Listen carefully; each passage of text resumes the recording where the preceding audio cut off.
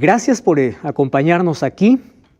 Gracias por este lindo grupo que está aquí estudiando con nosotros el fascinante libro de Daniel. Hasta aquí, lo que estamos hablando ya sobre el libro, nos trae unas enseñanzas importantísimas para nuestra vida y a través de la historia nosotros comprendemos tres cosas. Número uno, que Dios está al control de todo lo que sucede. Y aunque hay actividad humana, Dios sabe todo y Dios controla todo. Número dos, es que las profecías deben enseñarnos a nosotros a vivir en el tiempo de manera correcta. Si estamos en el tiempo del fin, nuestra preparación debe ser aún mayor.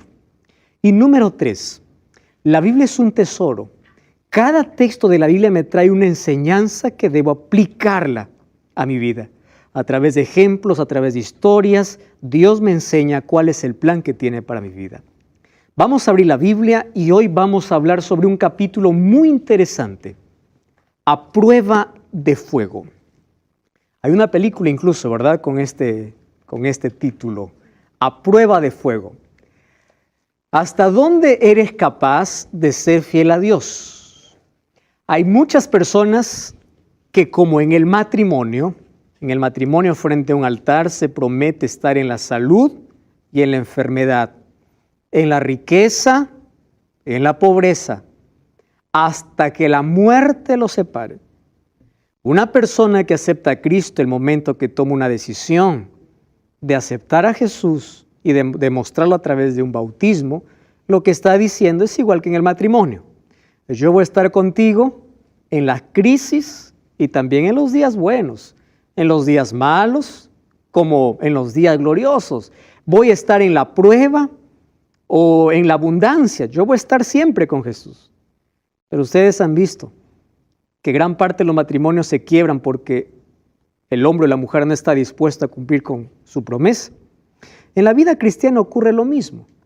Nosotros parece que prometemos en un momento de emoción amar a Jesús, pero cuando llega la crisis, una crisis revela quién eres y a quién tienes. Me acuerdo de la historia de Job. Job tuvo una crisis completa. Perdió a sus hijos, perdió sus riquezas, perdió todo en un solo día. Pero no solamente fue Job, también fue su esposa. Solo que, aunque los dos pasaron la misma crisis, uno dio gloria a Dios y la otra maldijo a Dios. Los dos sufrieron igual. Los dos pasaron por los mismos problemas, pero uno reveló a quién tenía en el corazón y la otra también. Entonces, en las pruebas, en las dificultades, ¿seguimos amando a Dios? ¿Seguimos declarando de que Él es nuestro Dios? Conozco tantos cristianos que ante el mínimo detalle de la vida se alejan de Dios. Dicen, yo me alejo de Dios, me alejo de la iglesia, por culpa del líder, por culpa... Hoy vamos a ver una historia de una persona que llegó al límite de probar su fe aun cuando le amenazaron quitarle la vida. ¿Alguien te amenazó quitar la vida por seguir a la iglesia? Entonces, ¿por qué has abandonado la iglesia? ¿Por qué has abandonado a Cristo? ¿Por qué has abandonado tu fe? ¿Hasta dónde has sido capaz de poder revelar cuánto amas a Jesús? ¿Sabes que cuando nosotros pasamos por el fuego de la vida, tenemos dos reacciones? La primera es como el oro. El oro cuando pasa por el fuego, brilla. Y la segunda es como un palo de leña. Un palo de leña cuando colocas al fuego, se hace cenizas. Entonces te pregunto, cuando vienen las aflicciones, los problemas, las críticas, las burlas, cuando venga la crisis a tu vida, ¿tu fe cómo está? ¿Como el oro puro o como un palo de leña? Vamos a abrir la Biblia y vamos a descubrir este fascinante capítulo. Y como siempre, solo que antes del capítulo 3, quiero mostrarles los últimos versículos del capítulo 2. Daniel capítulo 2. Allí el versículo 47, miren lo que dice el rey más poderoso de ese tiempo. Dice así, el rey habló a Daniel y dijo, ¿qué cosa dijo?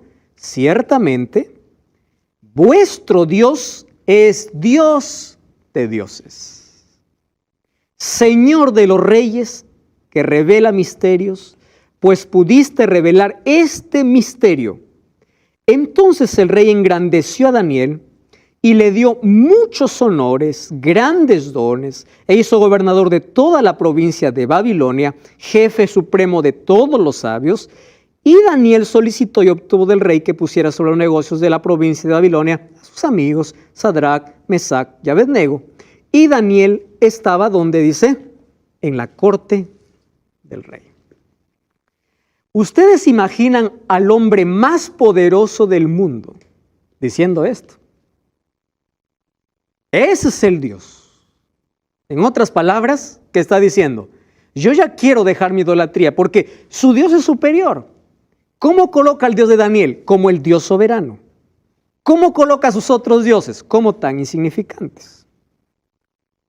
Tu Dios es el Dios de dioses. Es decir, aquí yo encuentro a un Nabucodonosor que reconoce a Dios.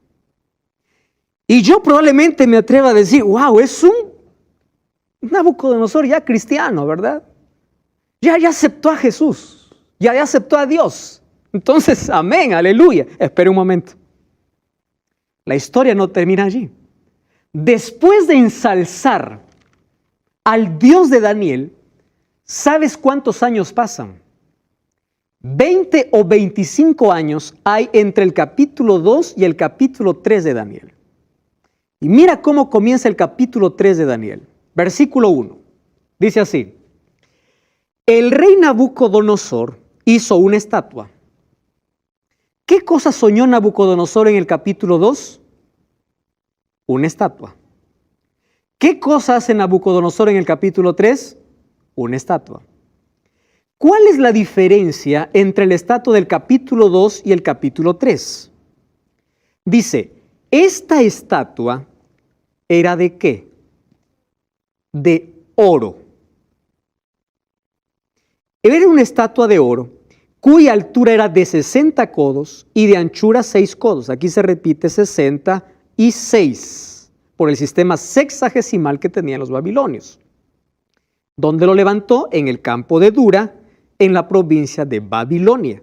Probablemente exactamente donde fue construida la Torre de Babel. Y ordenó el rey Nabucodonosor que se reunieran los sátrapas, magistrados, capitanes, oidores, tesoreros, consejeros, jueces, gobernadores de todas las provincias que vinieran a la dedicación de la estatua que el rey Nabucodonosor había levantado. Se reunieron todos los llamados, versículo 4, y el pregonero anunciaba en alta voz, ordeno a vosotros, pueblo, naciones y lenguas, que cuando escuchen la bocina, la flauta, el cítara, el arpa, el salterio, la zampoña y todo instrumento, os postréis y adoréis a la estatua que Nabucodonosor ha levantado. Versículo 6. Y cualquiera que no se postre y adore, ¿qué cosa dice? Sea echado inmediatamente a un horno de fuego ardiendo. Los hornos eran muy comunes en la antigua Mesopotamia porque hacían mucho ladrillo. Hornos había en todo lado. Nabucodonosor levanta una estatua en un valle plano, en un campo, donde se pueda divisar hasta lo más lejano, hasta todas las provincias y ciudades cercanas puedan ver aquella imagen que levanta. Ahora, viene una pregunta. ¿Cuál es la diferencia de la estatua del capítulo 2 y el capítulo 3? ¿Recuerdan ustedes? ¿Alguien quiere decir cuál es la diferencia entre las dos estatuas? ¿Recuerdan que la estatua del capítulo 2, cuántos metales tenía? 4 metales. Cabeza de oro, pecho de plata, vientre de bronce, piernas de hierro y pies de hierro mezclado con barro. ¿Y cómo es la estatua que levanta hoy Nabucodonosor? ¿Qué cosa dice? Él hace que toda la estatua sea de oro. Aquí viene la razón del asunto y por qué viene esta prueba ahora para los amigos de Daniel. Nabucodonosor en el capítulo 2 había comprendido que su reino pasaría. Ahora Nabucodonosor dice, ¿y si yo hago que mi reino sea para siempre? Yo no puedo cambiar mi sueño, pero puedo cambiar la imagen. Daniel me dijo que solo la cabeza era de oro, pero yo no quiero que la cabeza sea de oro. Yo quiero que de la cabeza a los pies sea de oro. ¿Qué estaba diciendo Nabucodonosor? Yo quiero que mi imperio nunca se acabe. En otras palabras, Nabucodonosor está yendo en contra de los planes de Dios, en contra de la profecía, en contra de una advertencia, en contra de la omnisciencia de Dios. Ahora les pregunto, ¿acaso nosotros no nos parecemos a veces a Nabucodonosor cuando queremos contradecir a Dios de algo que Él ha dicho? La Biblia dice una cosa, pero yo puedo hacer otra. Porque eso me conviene, o es más, porque eso quiero. Nabucodonosor quería que su reino nunca termine. Es por eso dijo, si yo soñé una estatua con cabeza de oro, yo voy a hacer una estatua de oro puro. Mi imperio no debe tener un final. Y yo voy a demostrar a Daniel y voy a demostrar a todo el mundo que Babilonia va a ser un imperio que va a durar para siempre. Rebeldía completa. Orgullo. Yo quiero. Yo voy a hacer. Cuando el ser humano se olvida que es frágil. Cuando el ser humano se olvida que es apenas un ave de paso. O es como la hierba que se marchita, como menciona la Biblia. O como la neblina que desaparece. Entonces allí él desafía y hace una estatua tan enorme, un codo más o menos mide entre 45 a 50 centímetros. Entonces la medida de la estatua era más o menos de 30 metros por 3 metros de ancho. 30 metros de altura. Tamaño de su arrogancia, tamaño de su orgullo. Y él manda a traer a todos para que adoren esa estatua. Algunos dicen que la estatua que él mandó construir era la figura misma de Nabucodonosor. Es decir, él está reclamando adoración para él ¿a través de qué? A través de una imagen. Ojo con lo que estoy diciendo. Alguien siendo adorado mediante una imagen. Entonces él manda a todos, versículo 2, dice, manda un pregonero, todos los convidados, todas las autoridades, cuando escuchen, miren aquí la influencia de la música. La música tiene un poder importante en la mente de todo ser humano. No cambia el ambiente cuando escuchamos música. La música tiene poder de que la letra puede entrar más fácil al cerebro. Qué bonito sería si a toda la Biblia lo hacemos música. Así la Biblia lo aprenderíamos de memoria. ¿Verdad? Ahora, la música aquí es usada para adoración. Ojo con esto. La música puede ser usada para adorar a Dios o para adorarte a ti mismo o adorar al otro poder, que es el poder del mal. Dice, ustedes escuchan esa música y todos tienen que arrodillarse. ¿Qué cosa está haciendo Nabucodonosor? Yo quiero que ustedes puedan aquí aprender algunos detalles que voy a repetir siempre. Número 1, Nabucodonosor estaba imponiendo una adoración. ¿Qué significa imponer una adoración? Yo te obligo a hacer aunque tú no quieras. ¿Acaso eso no hacemos con nuestros hijos cuando los bautizamos sin que ellos decidan? Yo voy a imponer lo que yo quiero. Te voy a imponer. Y Dios nunca acepta ni aceptará una religión por imposición. Jamás.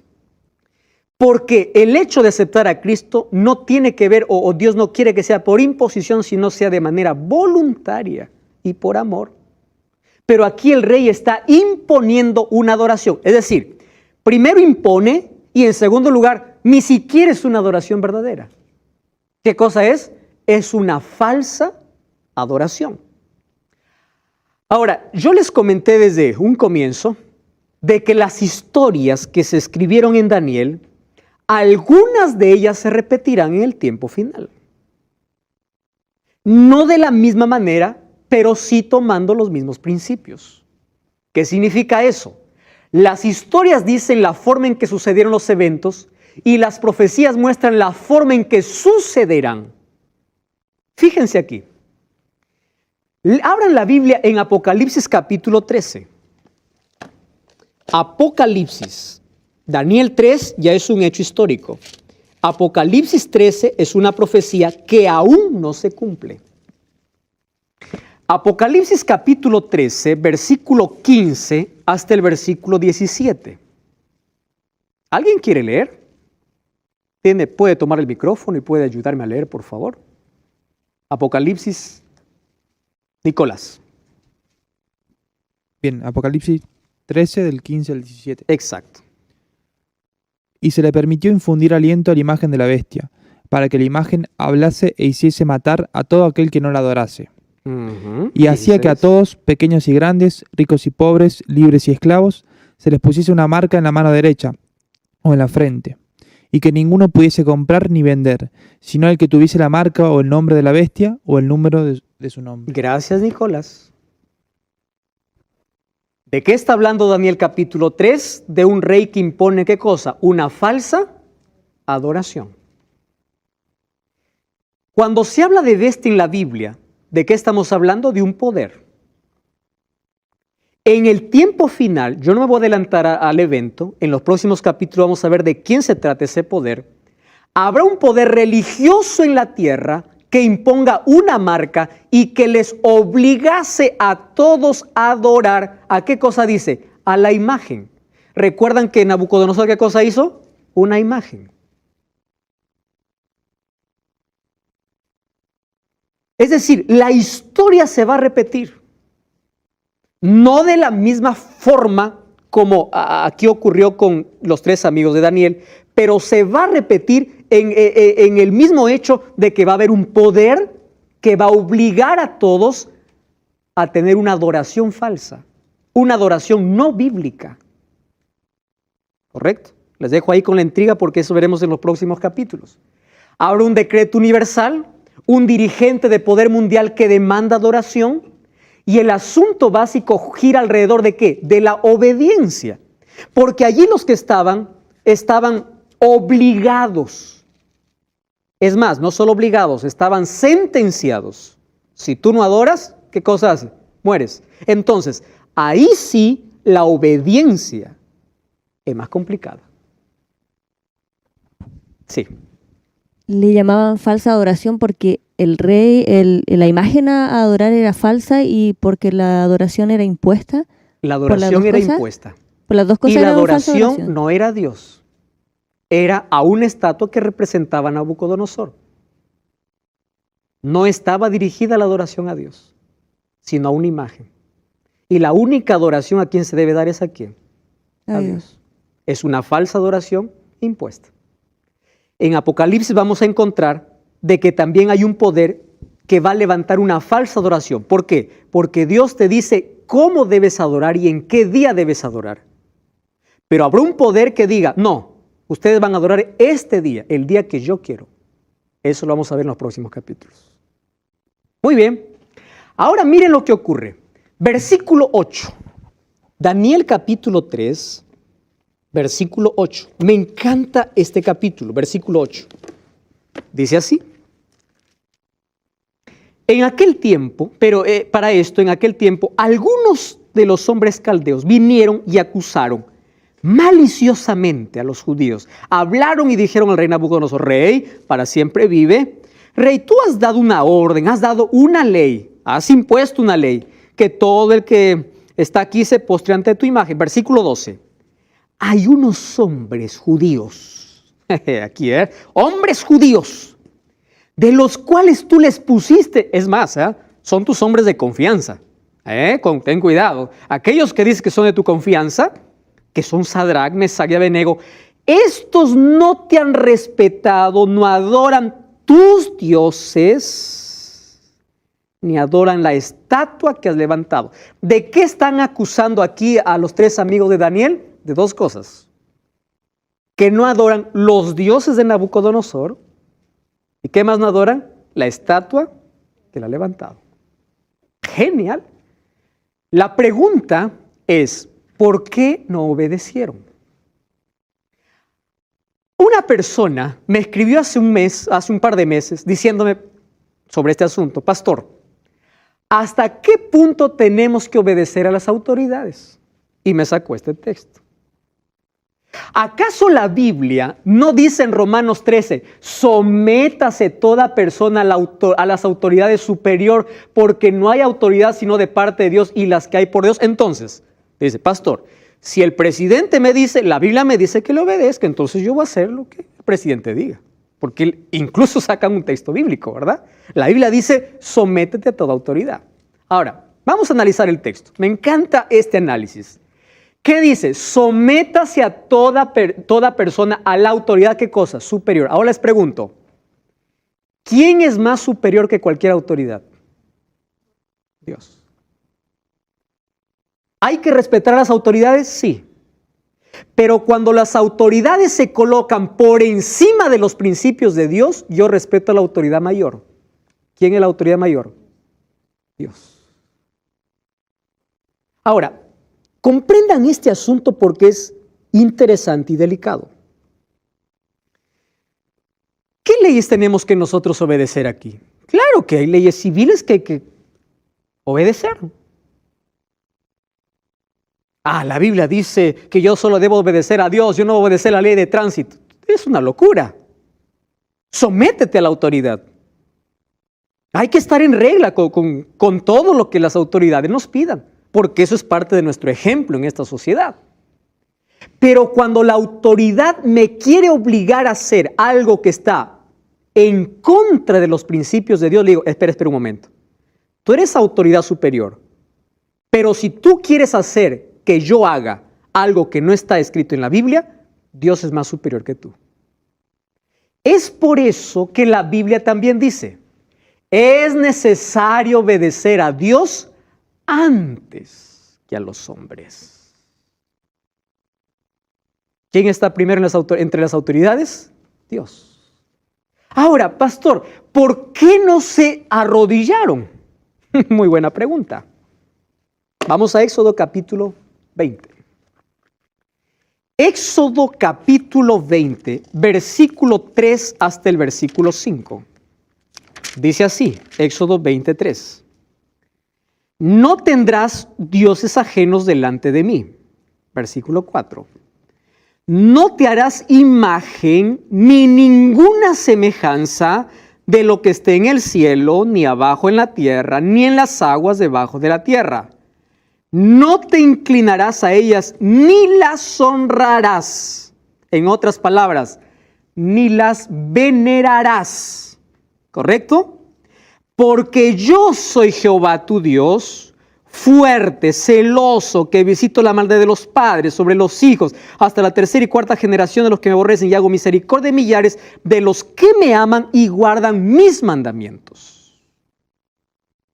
¿Eso estaba claro para los judíos? ¿Sí o no? Muy claro. Esto formaba parte, ¿qué cosa? De la ley. ¿Quién escribió esta ley? ¿Moisés? Vamos a Éxodo capítulo 31, versículo 18. Éxodo capítulo 31, versículo 18, dice así. Y dio a Moisés, cuando acabó de hablar con él en el monte Sinaí, 2 tablas de testimonio, tablas de piedra, escritas ¿por quién? Por el dedo de Dios. Entonces, en esa ley que Dios escribió, ¿qué cosa decía el mandamiento? No te harás imagen ni escultura, ni te arrodillarás, ni venerarás, ni adorarás, porque yo soy tu Dios. Estamos hablando acerca de este capítulo interesante, del capítulo 3 del libro de Daniel. ellos no se arrodillaron, estamos hablando de los 3 amigos de Daniel, que no se arrodillaron delante de una estatua porque la palabra de Dios o la ley de Dios, escrito por el dedo de Dios, ¿qué cosa decía? No te harás imagen. Si vamos a Salmos y vamos a Isaías, vamos a encontrar varios textos que dice, ¿de qué sirve adorar estatuas o imágenes hechas por mano de hombre? Tienen ojos y no ven, tienen pies y no caminan. Claro, no caminan porque hay que cargarlo. Entonces, la idolatría es totalmente desechada de la palabra de Dios. Sin embargo, miren lo que dice el libro de Levítico, capítulo 26, versículo 1. Porque hay algunos que dicen, bueno, pero ¿qué de malo tiene una pinturita por ahí, la imagen de algo? Versículo 1 del capítulo 26 dice, no haréis para vosotros ídolos ni esculturas, ni os levantaréis estatua, ni pondréis en vuestra tierra piedra pintada para inclinarnos a ella. Yo soy Jehová vuestro Dios. Está claro el asunto, muy claro. No te harás imagen. No, pastor, lo que pasa es que yo no adoro una imagen. Yo adoro a un santo. Puede ser que alguien esté pensando eso. Bueno, y es que las personas, un santo cuando muere, pastor, puede interceder por mí. ¿Será eso verdad? Vamos a Eclesiastés capítulo 9. ¿Sí? Eclesiastés, Antiguo Testamento, capítulo 9, versículo 5. Miren lo que dice. Los vivos saben que han de morir, pero los muertos nada saben. No tienen recompensa, su memoria cae en el olvido. Y miren lo que dice. Perece su amor, su odio, su envidia. Nunca más tendrán parte en todo lo que se hace debajo del sol. Ahora les pregunto, ¿un muerto podrá interceder? No. No, pastor, lo que pasa es que cuando uno muere se va al cielo. Vamos a ver 2 de Timoteo. 2 de Timoteo, capítulo 4. Miren lo que dice. Esto es interesante. 2 de Timoteo, capítulo 4, versículo 7 y versículo 8. 2 de Timoteo, capítulo 4, versículo 7. Dice, ¿saben quién está escribiendo aquí? Pablo. He peleado la batalla, he acabado la carrera, he guardado la fe. Por lo demás, me está reservada la corona de justicia, el cual me dará el Señor juez justo. ¿Cuándo? En aquel día. ¿De qué día está hablando Pablo? De la vuelta de Cristo. Y no solo a mí, sino a todos los que aman su venida. ¿Qué está diciendo? Cuando uno muere va a disfrutar de la gloria.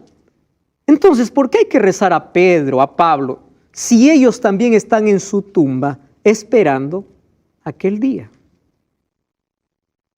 Aquel día. ¿Cuál es el problema de adoración a estatuas? Una persona muy sincera me escribió hace unos días diciendo, pastor, usted está muy equivocado cuando habla de que nosotros adoramos estatuas. Nosotros no adoramos, sino nosotros veneramos. Y yo les voy a mostrar un texto de Juan Pablo II para ver si esto es verdad. ¿Correcto? Miren, es un texto que yo no lo inventé. Está escrito en el libro Los íconos hablan de la historia del cristianismo. Dice así. Una misteriosa presencia del prototipo trascendente pareciera como si fuera transferida a la imagen sagrada. La contemplación devota de una imagen parece de esta manera como un sendero real de, ¿qué dice? De purificación. Esto no es veneración. Esto es adoración. De purificación del alma del creyente. Porque la misma imagen bendecida por un sacerdote puede en cierto sentido ser considerado un canal de gracia divina. ¿Y dónde queda 1 Timoteo? Que el único canal de gracia divina es Cristo. Jesús dijo, yo soy el camino, la verdad y la vida. Hechos 4:12 dice, en ninguno otro hay salvación. La única gracia divina que yo recibo es de Cristo, no de una imagen. Ahora entienden que esto no se trata de una veneración, sino de adoración. Correcto. Vamos a continuar con la historia. Nabucodonosor, cuando escucha esto, empieza a llamar ¿a quién? A los tres. Y miren, aquí hay algo bueno en Nabucodonosor. Nabucodonosor no es de aquellos que escuchan y dicen, ya, de frente voy a actuar. No, no, no. Llama y habla, conversa, dialoga y le dice, ¿es verdad, Sadrach, Mesach y Abednego, que vosotros no honráis a mi Dios, ni adoráis la estatua que yo he levantado? ¿Es verdad lo que ustedes están haciendo eso? Muy bien, dice, vamos a llegar a un acuerdo. Ustedes saben que el mayor negociador es el diablo. Al diablo le gusta negociar. ¿Saben cuál es su negocio? Dice, mira, yo no te quiero en la iglesia. Ah, pero si tú quieres ir, está bien. Vamos a hacer un negocio. Ándate a la iglesia, pero en tu casa vive como quieras. Un buen negocio. Al diablo le gusta negociar. Está bien. Mira, a mí no me gusta que seas un cristiano, ¿está? Ah, pero anda ya. ¿Qué importa? Tú en la semana puedes vivir como quieras. Tú no guardes mandamientos. Olvídate de eso. Pero di que eres cristiano. Eso es una negociación. Hay personas que negocian su fe, negocian sus principios. Y Nabucodonosor dice, vamos a negociar. Mírenme, la próxima vez yo les voy a dar una oportunidad para que digan que yo soy bueno. No digan que yo soy malo. Yo soy una buena persona. ¿Tá? Entonces, lo que van a hacer es que la próxima vez que se van a rodear. ¿Listo? Levante la mano, ¿quién lo va a hacer? Y allí aparece la respuesta. Versículo 15 dice así, Rey, espera. No gastes el soplo de tus músicos, porque no lo vamos a hacer. ¿Qué dice el versículo 15 de Daniel capítulo 3? Gloria, ¿puedes leer? Versículo 15. Ahora pues, ¿estáis dispuestos para que al oír el son de la bocina, de la flauta, del tamboril, del arpa, del salterio, de la zampoña y de todo instrumento de música, os postréis y adoréis la estatua que he hecho? Porque si no la adorareis, en la misma hora seréis echados en medio de un horno de fuego ardiendo. ¿Y qué Dios será aquel que os libre de mis manos? ¿Qué cosa está diciendo Nabucodonosor? Si ustedes no lo hacen, yo, en mi palabra de honor, les voy a ver chicharrón. 7 veces más van a calentar el horno. Miren la pregunta que le hace. ¿Qué Dios habrá que libre de mi mano? ¿Recuerdan ustedes lo que dijo en el capítulo 2? ¿Qué cosa dijo? El Dios de dioses. Así somos los seres humanos. Reconocemos en un momento y luego nuestro orgullo termina por encima de nuestro reconocimiento a Dios. ¿Qué Dios? Y el versículo 16, ¿puedes, ¿qué versículo leíste? 15, muy bien, versículo 15. Versículo 16, wow. Sadrach, Mesach y Abednego respondieron al rey diciendo, no es necesario que te respondamos. ¿Sabes, Nabucodonosor? Nuestra decisión está tomada. Nuestro Dios a quien servimos puede librarnos del horno de tus manos. Versículo 18. Y si no, has de saber, oh rey, que no serviremos a tus dioses, ni nos arrodillaremos delante de tu estatua. Presten atención, porque para mí este es el texto más fuerte. ¿Saben lo que están diciendo estos muchachos? Así. Dios nos puede librar, pero si no lo hace, yo seguiré siendo fiel. Queridos, eso es fidelidad a prueba de fuego. Hay personas que dicen, ¿y Dios por qué no me libró? Tantas personas con solo preguntas, pero nunca demuestran su fe. Hay tantos cristianos en este mundo que solo están esperando milagros. Muchos incluso hasta quieren chantajear a Dios diciendo, si tú no haces este milagro no te sirvo. Muchos abandonan la fe porque su oración no es respondida. Estos jóvenes dijeron, aun si Dios no quiere en su soberanía, nosotros moriremos siendo fieles. Esto es fidelidad. Esto es aceptar la soberanía de Dios. Dios puede hacerlo. Y si no lo hace, yo sigo creyendo en ese Dios.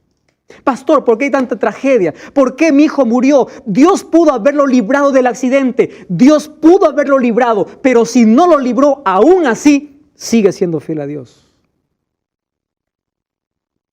Pastor, Dios pudo evitar que pueda perder mi trabajo. Lo pudo evitar. Pero si no lo hizo, aún así sigue siendo fiel a Dios. Esto es lo que me enseña aquí los tres amigos de Daniel. Estaban allí. Esto es una decisión que no lo tomaron en ese momento. Ellos en su casa oraron y se pusieron en las manos de Dios y dijeron, Señor, vamos a probar nuestra fe. ¿Saben una cosa? Un cristiano tiene que estar preparado, no en la hora de la prueba, sino antes que venga la prueba. Y la preparación es a través del estudio de la Biblia. Una persona que espera la prueba para enfrentarla no va a soportar. Una persona que se prepara para enfrentar la prueba va a salir victorioso de la prueba. Estos hombres tomaron la decisión en su casa, fueron preparados. Por eso le dijeron, mira Daniel, Nabucodonosor, no necesitas darnos oportunidad, porque la decisión está hecha. Queridos, hay decisiones que no deben esperar. Y es la decisión cuando elegimos por Jesús. Esa es la decisión que no podemos esperar. Nabucodonosor se llenó de ira, demudó su aspecto de su rostro. ¿Y qué cosa sucedió? Los echó. Ahora fíjense, si nosotros comparamos Daniel 3 con Apocalipsis 13, vamos a encontrar la misma similitud. Por ejemplo, Daniel 3 habla de un soberano poderoso. Apocalipsis 13 habla de un soberano. Daniel 3 habla de una imagen falsa, Apocalipsis también. Daniel 3 habla de una adoración forzada, Apocalipsis también. De una unión de iglesia y Estado. ¿Qué cosa está haciendo Nabucodonosor? Está uniendo la política con la religión. Porque ¿qué cosa está buscando? Adoración. ¿Usando qué cosa? Sus poderes. ¿Eso no es unir la política con la religión? Eso ocurrirá muy pronto. Siguiente, habrá una pena de muerte. Y así como estos tres muchachos, los hijos de Dios que guardan los mandamientos de Dios, tendrán que ser fieles en esa hora de prueba. ¿Qué sucedió con estos muchachos? Se fueron al horno. ¿Qué ocurrió en el horno? Nabucodonosor se espantó, dice el versículo 24 y 25, y dijo a los de su consejo, ¿no echaron 3? Yo veo 4.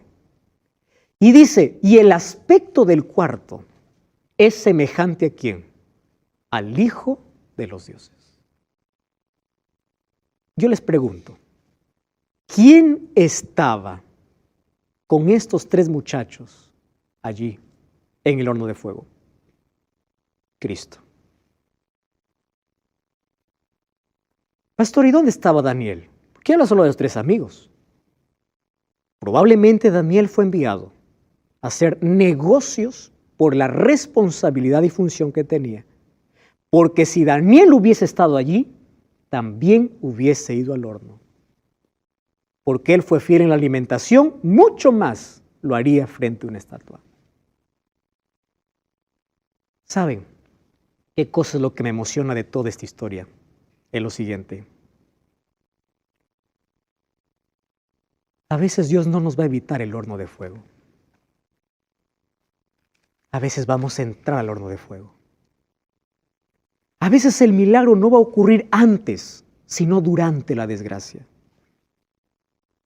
A veces nuestra oración no va a ser respondida como nosotros queremos, pero Dios estará con nosotros hasta el final.